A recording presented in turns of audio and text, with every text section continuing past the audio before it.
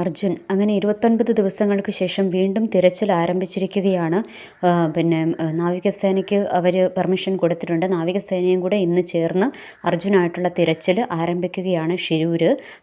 ഇന്നലെ ഈശ്വർ മാൽപേ എന്ന് പറയണ അദ്ദേഹം ആ ഒരു മനുഷ്യസ്നേഹി ഇറങ്ങി ഡൈവ് ചെയ്ത സമയത്ത് അദ്ദേഹത്തിന് നമ്മുടെ അർജുൻ്റെ ലോറിയുടെ ജാക്കി ലഭിച്ചിട്ടുണ്ട്. അപ്പോൾ അത് ലോറി ഉടമയായ മനാഫ് പറയുന്നത് അത് ലോറിയുടെ അതായത് ടൂൾ ബോക്സിൽ അവർ സൂക്ഷിച്ചിരുന്നതാണ് എന്ന് പറയുന്നു. അങ്ങനെയാണെങ്കിൽ ലോറി ഏകദേശം തകർന്നിട്ടുണ്ടാകും എന്ന് നമ്മൾക്ക് ഉറപ്പിക്കാവുന്ന ഒരു കാര്യമാണത്. കാരണം ടൂൾ ബോക്സ് തകർന്ന് അതിനകത്തുനിന്ന് ജാക്കി കണ്ടുകിട്ടിയിട്ടുണ്ടെങ്കിൽ, പുറത്തെത്തി കണ്ടുകിട്ടിയിട്ടുണ്ടെങ്കിൽ ലോറി തകർന്നു എന്ന് നമ്മൾക്ക് ഒരു വിധത്തിലൊക്കെ അനുമാനിക്കുവാൻ കഴിയും. എനിവേ, എന്തായാലും ഇന്ന് വീണ്ടും നാവികസേനയും കൂടി എത്തി അവർ തിരച്ചിൽ ആരംഭിച്ചിരിക്കുകയാണ്. ശുഭപ്രതീക്ഷ എന്നും നമ്മൾക്ക് ഇതിനകത്ത് പറയാനില്ല. കാരണം ലോറി കണ്ടെത്തുകയാണ് ഇനി അവരുടെ ലക്ഷ്യം. ഒപ്പം അർജുൻ്റെ ബോഡി കണ്ടെത്തുക എന്നുള്ളതാണ് അവർ തിരച്ചിൽ നടക്കുന്നത്. അല്ലെങ്കിൽ എന്തെങ്കിലും മിറാക്കിൾ സംഭവിക്കണമെങ്കിൽ അർജുൻ വേറെ എവിടെയെങ്കിലും പരിക്ക് പറ്റി വേറെ എവിടെയെങ്കിലും രക്ഷപ്പെട്ട് കയറിയിട്ടുണ്ടാകണം. ഒരുപക്ഷെ കോണ്ടാക്റ്റ് ചെയ്യാൻ പറ്റാത്ത അവസ്ഥയോ അല്ലെങ്കിൽ മൊബൈൽ ഫോണൊന്നുമില്ല, എല്ലാം നഷ്ടപ്പെട്ട് കാണും. അപ്പോൾ അങ്ങനെ എന്തെങ്കിലും ഒരു സാഹചര്യം ഉണ്ടെങ്കിൽ മാത്രമേ ഇതിനകത്തൊരു മിറാക്കിൾ നമ്മൾക്ക് പ്രതീക്ഷിക്കാനുള്ളൂ. അല്ല എങ്കിൽ അർജുൻ്റെ ബോഡി കണ്ടെത്തുക എന്നൊരു ദൗത്യം മാത്രമേ ഇനി അവരുടെ മുൻപിലുള്ളൂ. അത് മാത്രമേ ഇനി നമ്മൾക്ക് പ്രതീക്ഷിക്കാനുള്ളൂ.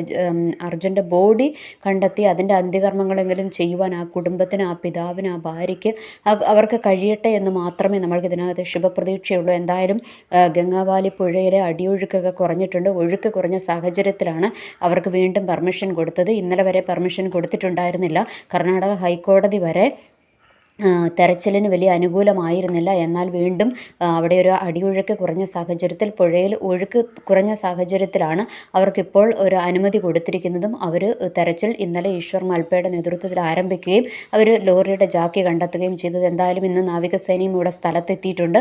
അവർക്ക് ആദ്യം പെർമിഷൻ കിട്ടിയിരുന്നില്ല, എന്നാൽ ഇപ്പോൾ അവർക്ക് പെർമിഷൻ കിട്ടിയിരിക്കുകയും അവർ ആ സ്ഥലത്തെത്തുകയും ചെയ്തിട്ടുണ്ട്. ഷിരൂർ എത്തുകയും ചെയ്തിട്ടുണ്ട്. അവർ ഡൈവിങ് അവിടെ ആരംഭിച്ചിട്ടുണ്ട്, തെരച്ചിൽ ആരംഭിച്ചിട്ടുണ്ട്.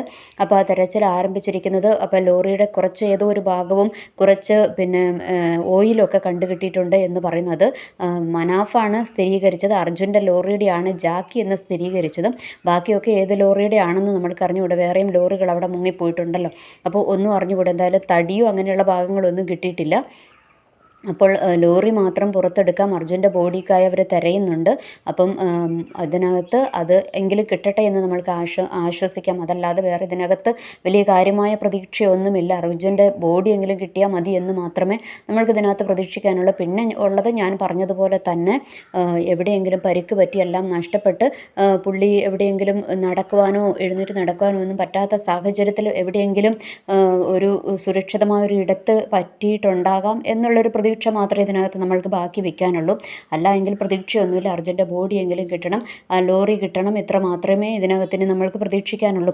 എനിവേ, എന്തായാലും അവർ നമ്മുടെ കേരളത്തിൻ്റെ ഒരു ശുഷ്കാന്തി തന്നെയാണ് ഇതിൻ്റെ പിന്നിൽ എന്ന് നമ്മൾക്ക് ഉറപ്പിക്കേണ്ടിയിരിക്കുന്നു. കാരണം കേരളം ഇത് വിട്ടിട്ടില്ല. കേരളം ഇതിനകത്ത് നല്ല ഒന്നാന്തരമായിട്ട് സമ്മർദ്ദം ചെലുത്തുകയും മഞ്ചേശ്വരം MLA അടക്കം അവിടെ ചെന്ന് അവരെ സമ്മർദ്ദത്തിലാക്കുകയും ചെയ്തു. അതുകൊണ്ടാണ് ഇത്രയെങ്കിലും അർജുൻ്റെ കാര്യത്തിലും ലോറിയുടെ കാര്യത്തിലുമൊക്കെ അവർ കർണാടക ഒരു ഇൻട്രസ്റ്റ് കാണിക്കുവാൻ കാരണമായി തീർന്നു. അതിന് കേരളത്തെ നമുക്ക് അഭിനന്ദിക്കാതിരിക്കാൻ പറ്റത്തില്ല.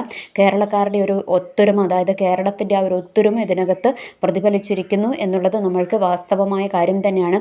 കുറച്ച് അവിടെ ചെന്ന് ഷോ ഓഫ് കാണിക്കാനൊക്കെ നോക്കിയെങ്കിലും കുഴപ്പമില്ല. നമ്മൾക്ക് നമ്മുടെ ലക്ഷ്യം ആണല്ലോ പ്രധാനം.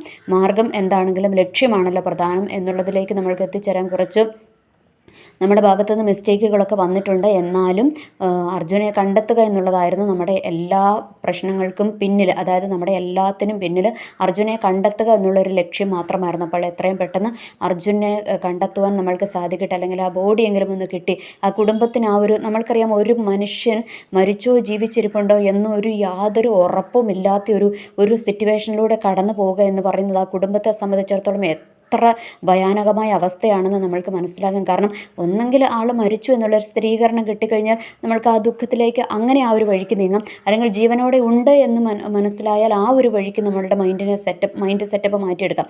ബട്ട് ഇത് നമ്മൾക്കൊന്നും അറിഞ്ഞുകൂടാ. അർജുൻ ജീവനോടെ ഉണ്ടോ ഒന്നും അറിയാത്തൊരവസ്ഥയിൽ ആ കുടുംബം 30 ദിവസം ആ കുടുംബം ഭയങ്കരമായ ഒരു മാനസിക സമ്മർദ്ദത്തിലൂടെ കടന്നുപോയിക്കൊണ്ടിരിക്കുകയാണ്. അപ്പോൾ അതിനെങ്കിലും ഒരു ഉത്തരം അവർക്ക് ലഭിക്കേണ്ടതുണ്ട്.